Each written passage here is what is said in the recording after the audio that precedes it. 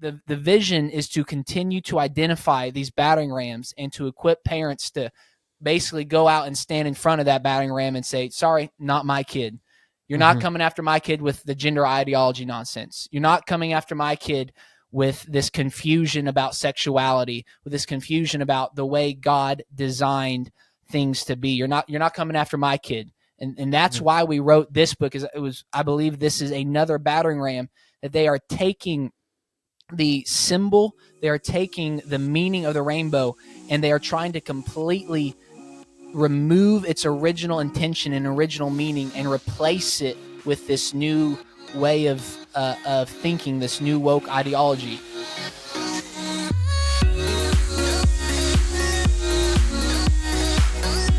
Welcome, everyone. Today we have author Jordan Frye back on the podcast. I asked him to come back on to talk to us about his latest children's book entitled The First Rainbow. In our conversation, we receive an update about his family as well as his latest endeavors. I asked him why he felt led to write a children's book highlighting the importance of the rainbow. We discussed the current cultural climate and much more. Well, welcome back to the podcast. Thank you for joining us today. Yes, sir. Thank you so much for having me back on, man. It's always a pleasure getting to talk with you. I so enjoyed our conversation last time. I'm looking forward to it. Yeah, when we spoke last time, I was like, hey, anytime you've got something new, we'd love to have you back on to talk about it. Little did I know that you'd have something almost straight away. You don't waste any time. Yeah, man, there's not a lot of time to waste. We're just kind of pedal to the metal around here. We were joking right before we came on that apparently it's God's will for us to only talk when I'm sleep deprived. So I think I've accepted my lot. That's just how it's going to be. But it's awesome. Always glad to talk with you. Well, we got the camera working this time, so you're coming out in high quality over there. So it's good to. I almost look like I know what I'm doing. Now, if we can sound like it by the end of this, that's a different story. But at least it's going to look like it. Well, you've had a lot going on for those who might be following you. Last time we talked, we were talking about your previous book, Male and Female Create He Them, and you talked about how you were dedicating that book to your first child, to your son, Jameson. Yeah. And at that point, your wife was pregnant, and she is no longer pregnant. She gave birth to Jameson. Yeah. But there was a lot to it. Would you mind giving us a little bit of a life update? Just because I'd like the listeners to know, what you and your wife are facing at the moment. Absolutely. Well, it's kind of a little tongue in cheek, but the running joke is Jameson was so excited about the second book that we were launching that he wanted to come 10 weeks early just to get a chance to see it. But man, to say the last couple weeks has been an adventure is probably a bit of an understatement.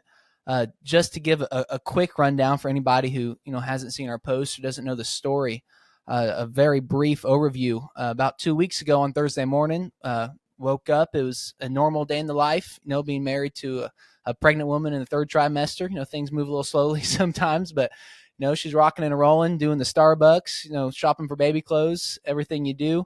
And she had a regular appointment to just check everything, make sure baby's okay, make sure mama's okay. And everything seemed to check out pretty good at the appointment. And, I'm at the house getting a couple things done, and we're working on converting the garage to move our office space over and get the nursery ready. Just what you do when you're expecting. And by Thursday afternoon, we got a call from the hospital saying that we needed to pack our bags and come into the hospital. They had seen some things in the labs that they were concerned about. And, when you've lost 2 pregnancies already, that's not a fun call to get.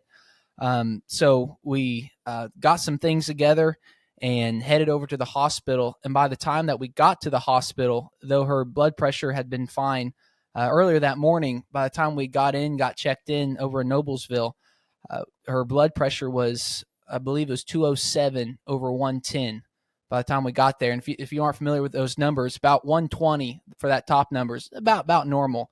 You hit about 140, 150, 160, it's starting to get rough. So when you're 207, it's really, really serious. And we found out that she was in about the most severe case of preeclampsia that you can be in before it turns to eclampsia, which is essentially strokes and seizures.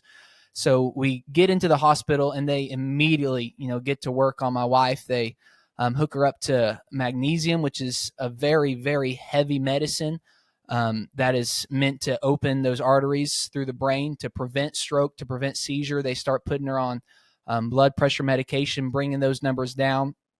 And when we get there, once they get her stabilized, they put a transport team together. They transfer us to Indianapolis, to a special hospital down there, St. Vincent Women's Hospital down in Indianapolis.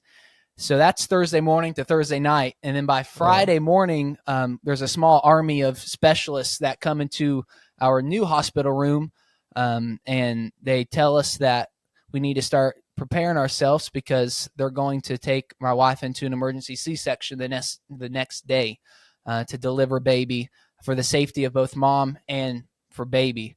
So you can imagine from Thursday morning to Friday morning, a lot changed in our world. There was a lot of questions, a lot of uncertainties, and I think we'll end up talking a little bit about that period specifically a bit more at the end of our conversation. But by Saturday night, they took us back, and little Jameson was born.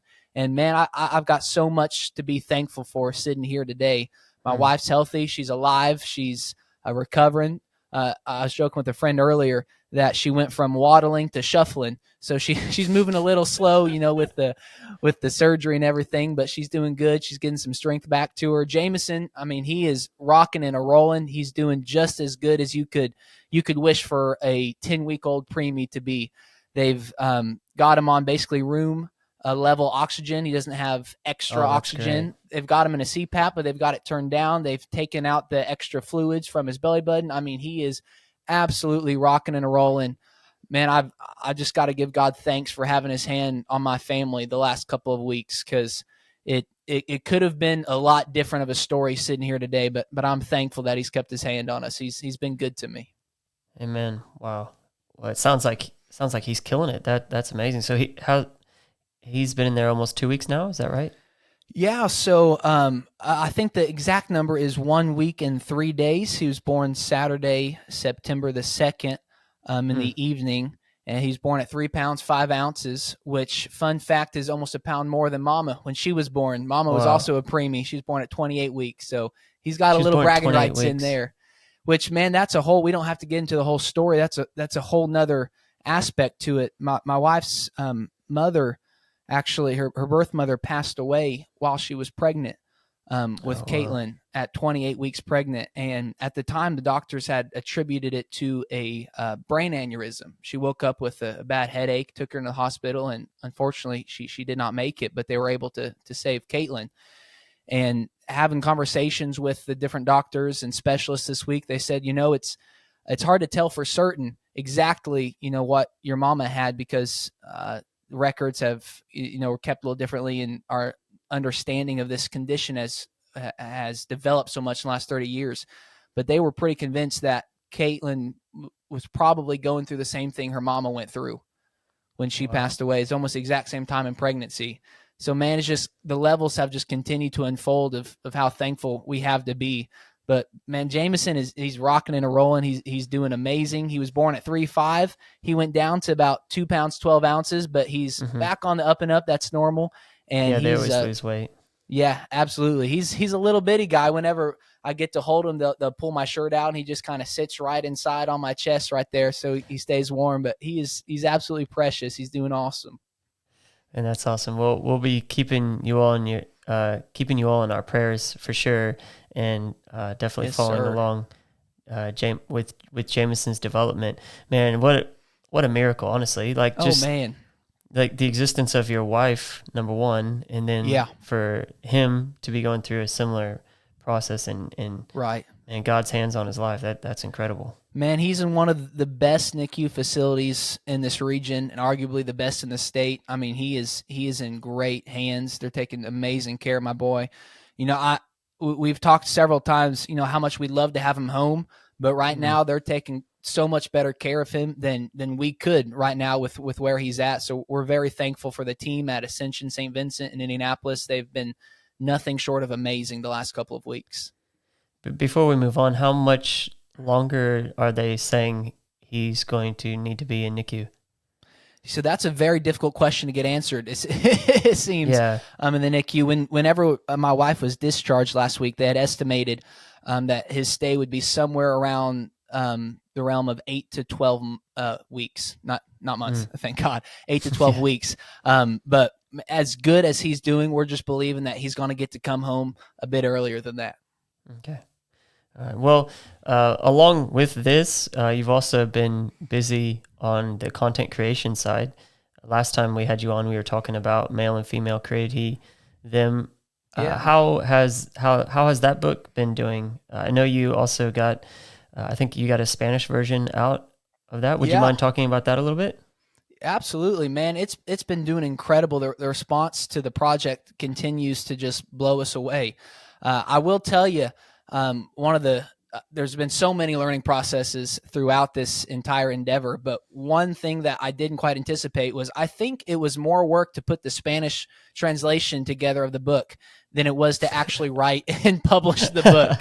It was so funny because we kind of had the idea, we'll do this the way we wrote the first book. We'll send out multiple review copies. We'll get feedback. We'll the things that we get back that are all the same, we'll change it.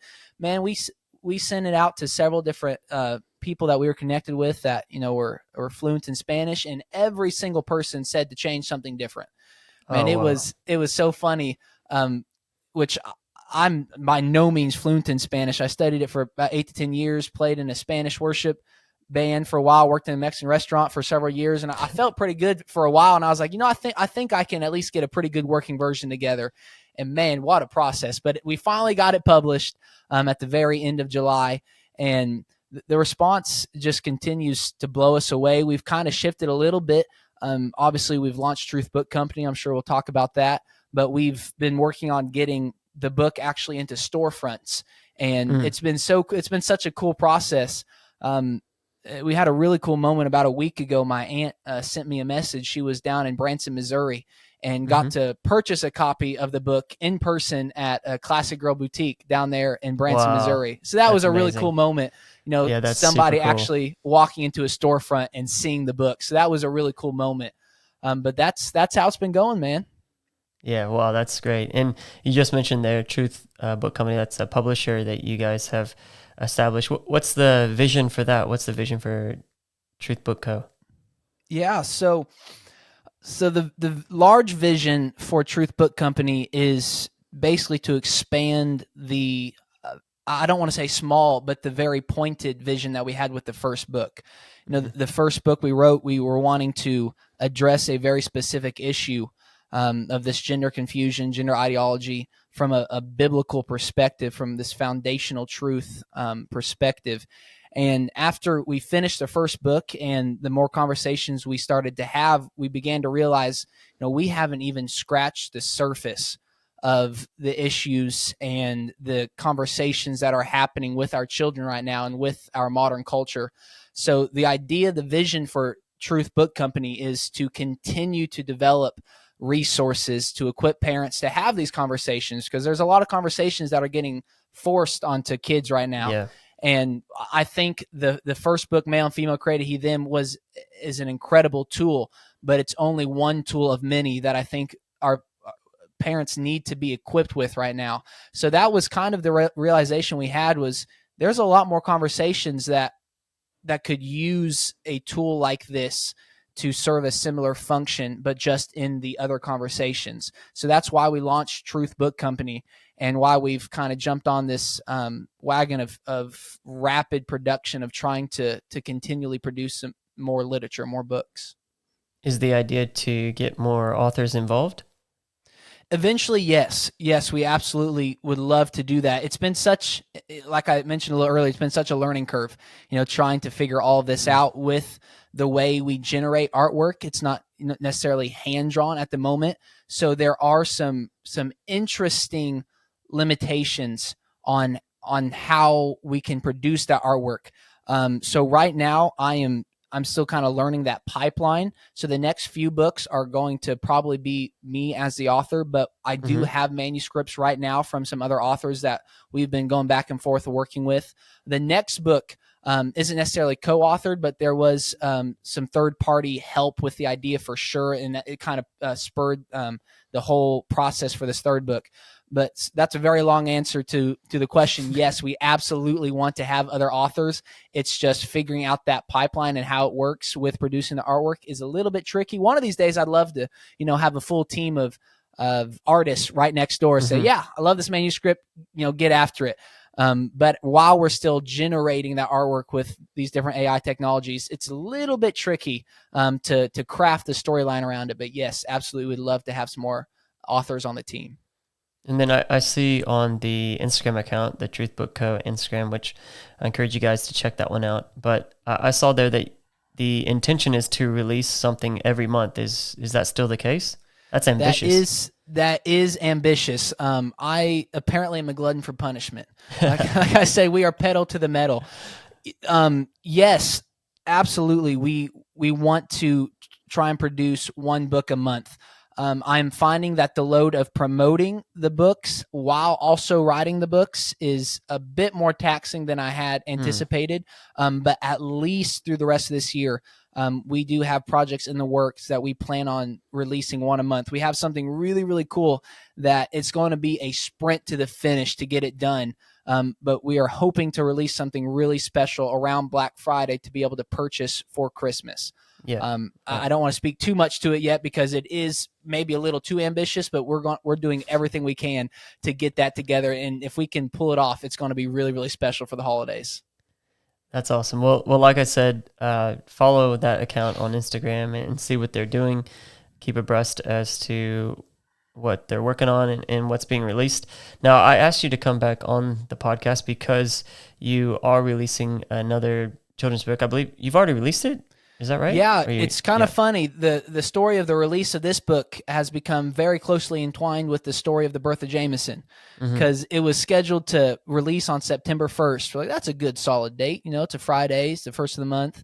And so we ended up in the hospital on September 1st, and he was born the 2nd. So the whole hospital stay was kind of bouncing back and forth of trying to release and promote the book and make sure everything's going good. But yes, it did launch last Friday on September the 1st.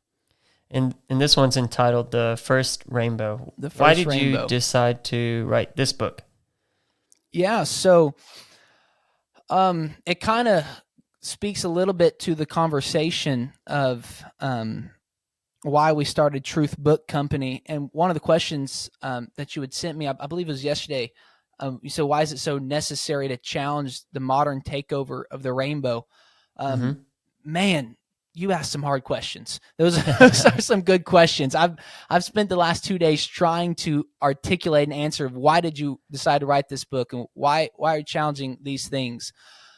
Man, the more I think about that whole set of questions, there's an image that kind of keeps forming in my mind.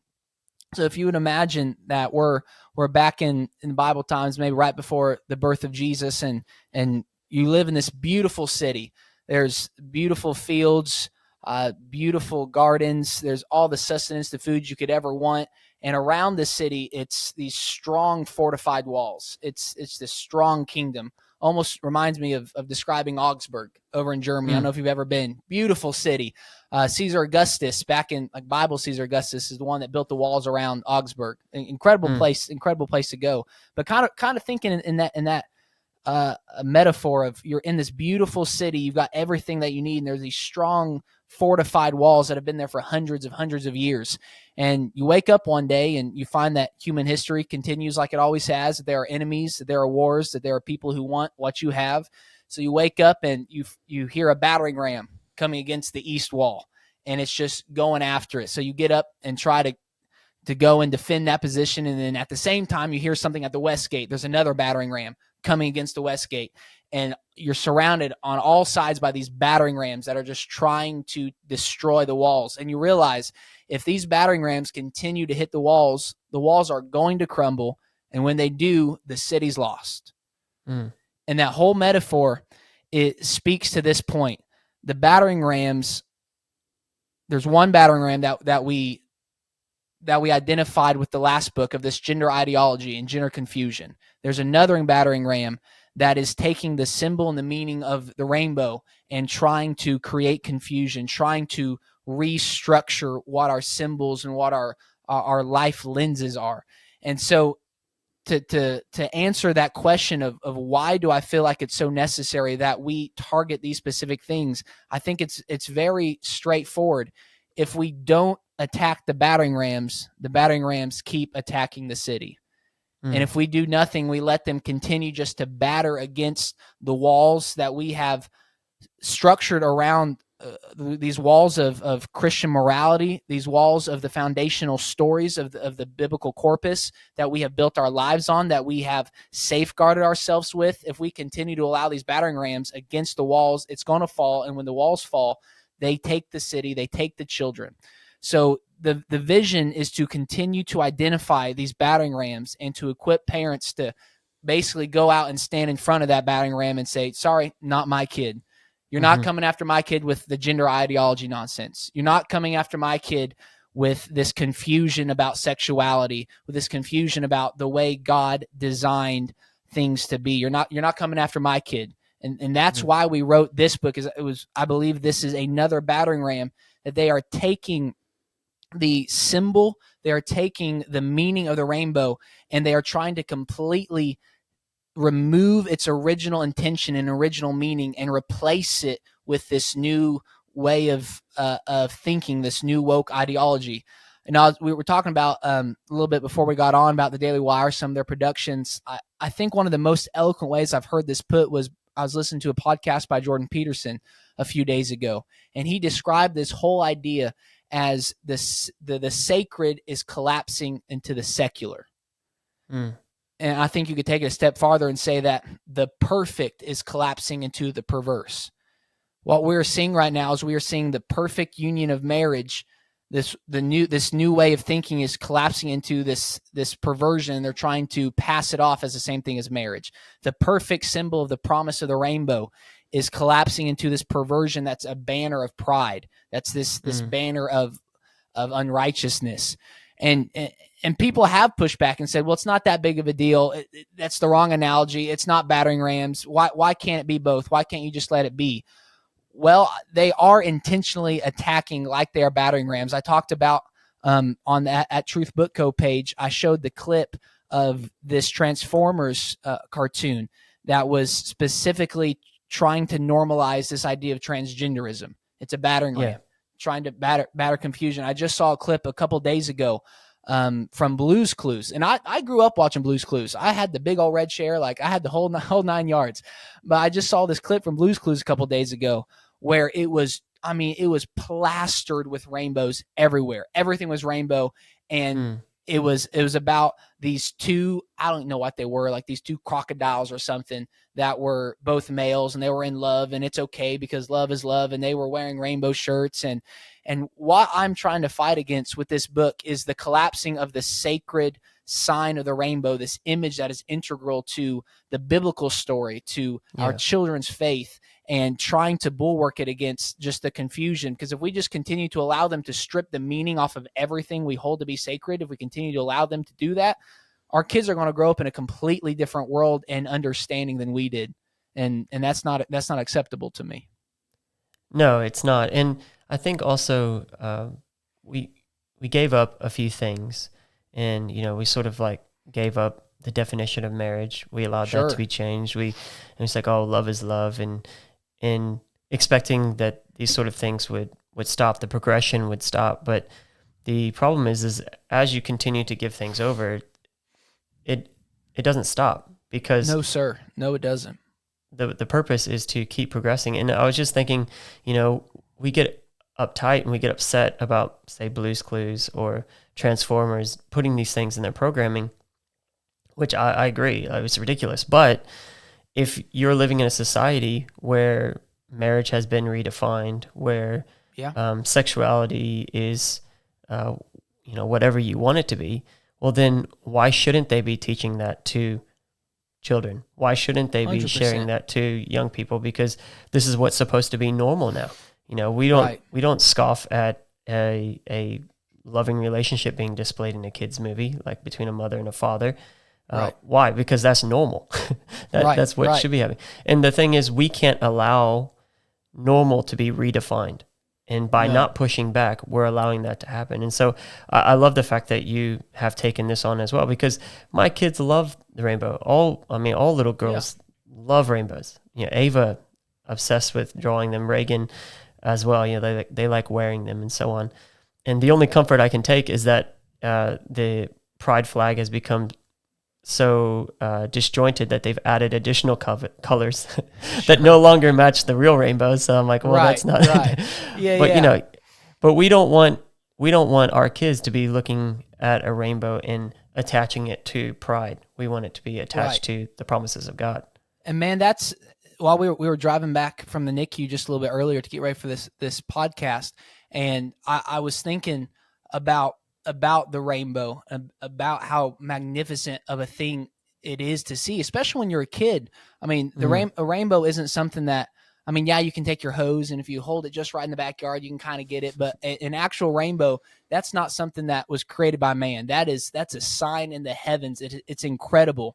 And God did that out of our reach, out of our touch. So specifically, so we couldn't control it. We couldn't manipulate it. It was there to remind us of God when we saw it. And to see humanity being so arrogant to say, I'm going to take this sacred heavenly sign and I'm going to manipulate it for my own agenda.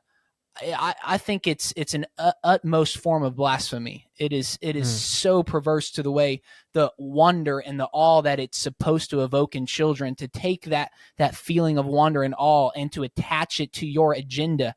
And that's, I've had some comments I made a post a couple days ago. It was a video of a rainbow, and it said, the rainbow is a covenant of promise, not a banner of pride. And somebody had asked on there, why can't it be both? Why can't it now serve this new purpose? And that to answer that question is specifically why we titled the book The First Rainbow. It's not about what you can manipulate it to mean. It's about what God intended it to mean. Yes, and I want children, what it's supposed to mean. I want children, when they see the rainbow, to think of that first rainbow. It's a reminder of God's love. The way the book ends, it's a promise for me. It's a promise for you. That's the association that they should have with the rainbow. And that's why we specifically titled it The First Rainbow. Well, I think it's so important to introduce these things to our children. As you said, you gave the analogy about society, but I think it's also a great analogy about the individual child, that you are fortifying these walls, that when the enemy attacks, it's like, no, that's not what that means. That's what this means. No, you can't be whatever you want to be. God created male and female. You fortify these walls. So as they get older, as the society becomes more pervasive and they interact with society more and more, that there is that strong foundation that's there. There's those walls that have been built up. And maybe there might be a child that we lose and they fall away, but we have to at least try. We need to do our utmost, especially as they're young, to establish that, within their worldview, that this is something purposeful. We want this established. There is a difference. There's a reason all these programs aren't for teenagers that we're seeing come out. There's a reason that it's not just adult literature festivals. There's a reason that they are targeting children. Jordan, they have it in elementary schools. Like they have Pride Day in elementary schools. What does Pride Day have to do with anything with being a child? Pride is about no idea. Well, the vast majority of it is about sexuality. Yeah. How you're choosing to have sex. What on earth does that have to do with a child? Why does someone who is 7 years old, my daughter's 7, she's in first grade, why does she need to celebrate this in her classroom or in her school? Thankfully, she's in a Christian school, so we're not dealing with this. But thank God a public for Christian school, education. Yes, seriously. And that people had the foresight to see that, these things may be coming, or at least had the foresight to establish institutions to where we can send our kids. But why is it so necessary to talk to 5, 6, 7, and 8-year-olds? Like not to get too political, but even the law in Florida that they're trying to establish, saying, don't talk about this until they're at least 8 years old. And they're saying at least. And they're saying that that's horrible. Why would you not allow me to talk to a 7-year-old or a 6-year-old about this? Well, it's horrible to their new worldview they want to instill in all the kids. Absolutely, exactly. I agree with them.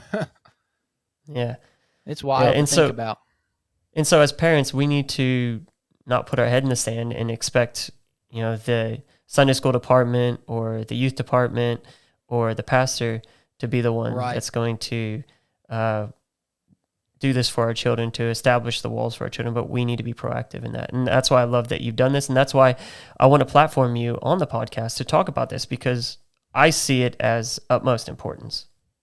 Sure. Well, man, I very much appreciate that. I appreciate you partnering with us to spread truth, to promote truth. And that's the verbiage and the language that we have been using with all of our contacts with, we've done collaborations with other accounts, and the language that we are very, very adamant about using is thank you for investing in truth. Thank you for supporting truth. Cause this is about more than just selling another children's book. We, at the NICU, they brought around some little books for us to read to Jameson, which obviously we've got his books up there. But they brought one, it was a little story about ducks, and they have got a readathon going on. So the more books you read, you get stickers. So, their books are out here. We'll read them to them. And I got through the story. The premise of the story is this. There's a mom duck and there's 4 ducks. And then there's 3 ducks. And then there's 2 ducks. And then there's 1 duck. And then they all come back and they're like, sorry, I swam so far away. And then they're all back. I'm like, that's the whole story. Like, I'm sorry. I don't have time. I don't have time for that for my kid.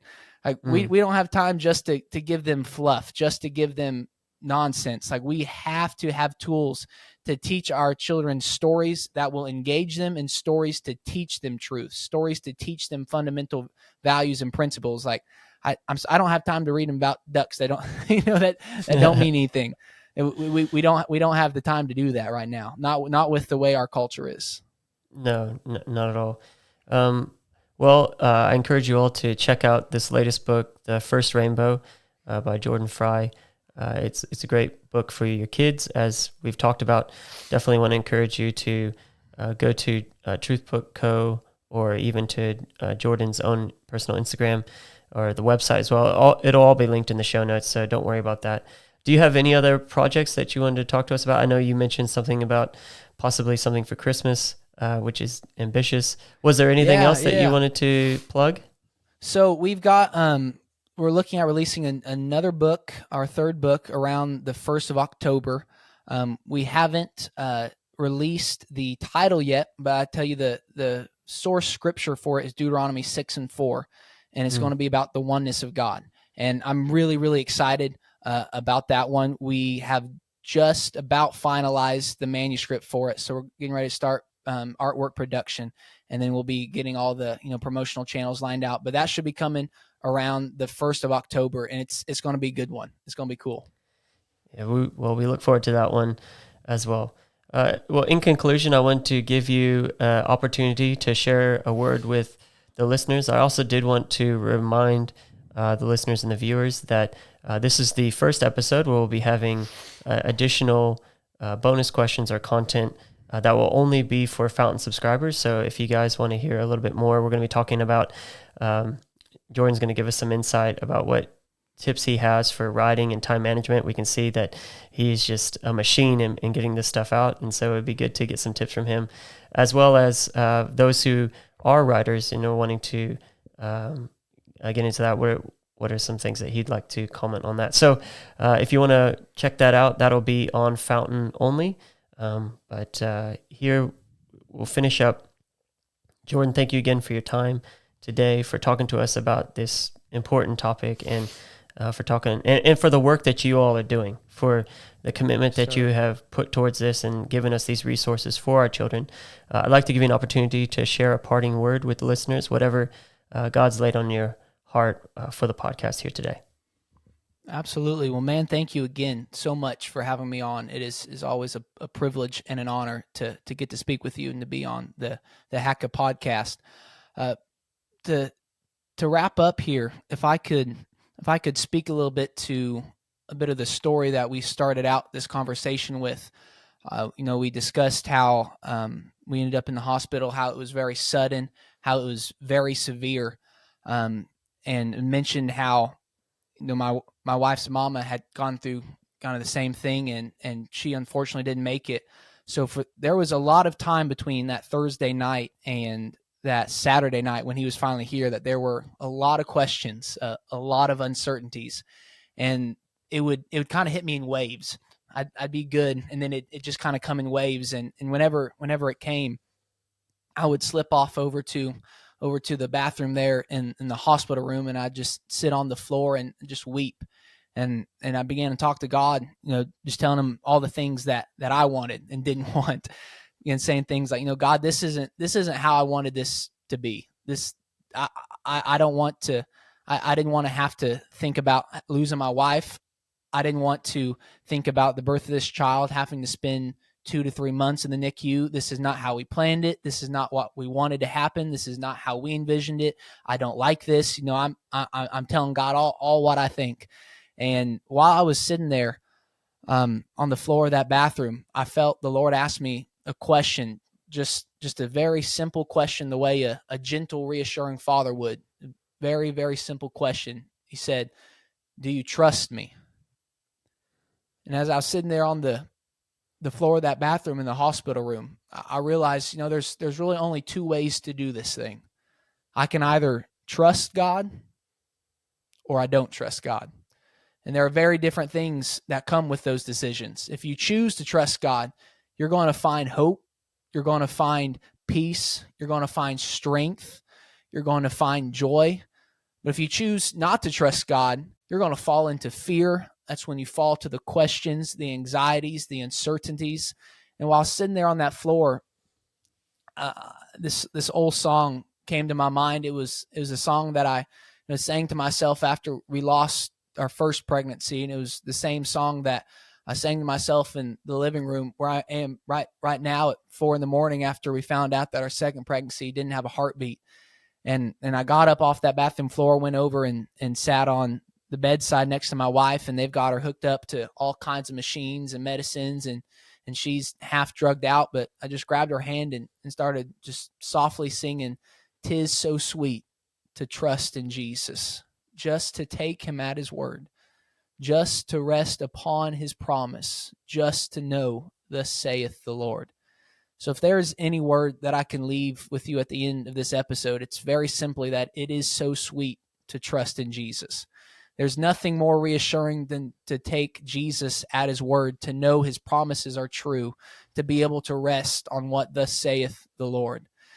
I wouldn't be so presumptuous to try and claim that I understand why he allows things to happen or why he allowed us to go through the things that we have. But I do know that Jeremiah said that his thoughts towards me are good. They are thoughts to prosper me. They are thoughts to give me an expected end, to give me a hope and a future. And I can trust him because he is good.